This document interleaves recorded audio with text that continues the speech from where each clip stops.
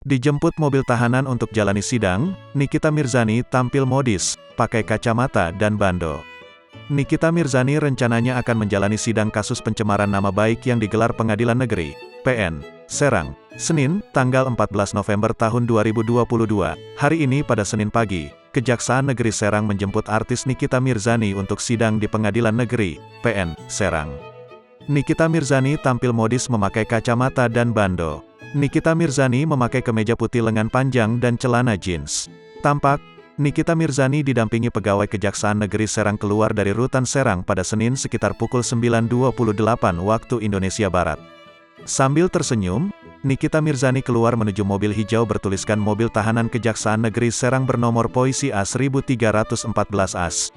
Nikita sempat memuji mobil baru yang akan dinaikinya itu. "Wah, mobilnya baru mobilnya," kata Nikita saat memasuki mobil tahanan. Tidak berselang lama, mobil tersebut langsung membawa Nikita menuju Pengadilan Negeri Serang untuk menjalani sidang perdana. Kejaksaan Negeri Serang menjemput artis Nikita Mirzani di rumah tahanan, Rutan Kelas IIB Serang. Rencananya, Nikita Mirzani akan menjalani sidang di Pengadilan Negeri PN Serang pada Senin, tanggal 14 November tahun 2022.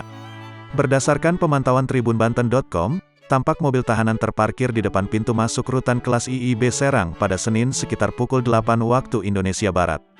Di sekitar Rutan Serang, tampak ada sejumlah pengunjung warga binaan pemasyarakatan, WBP. Sejumlah anggota Kejaksaan Negeri Serang mendatangi Rutan sambil menunjukkan sepucuk surat kepada petugas jaga di pintu Rutan. Sebelumnya, Nikita Mirzani mengungkapkan kesiapannya mengikuti persidangan kasus pencemaran nama baik di Pengadilan Negeri PN Serang, Senin, tanggal 14 November tahun 2022.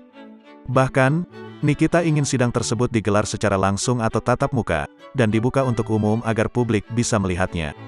Kesiapan itu disampaikan kuasa hukum Nikita yakni Fahmi Bahmid.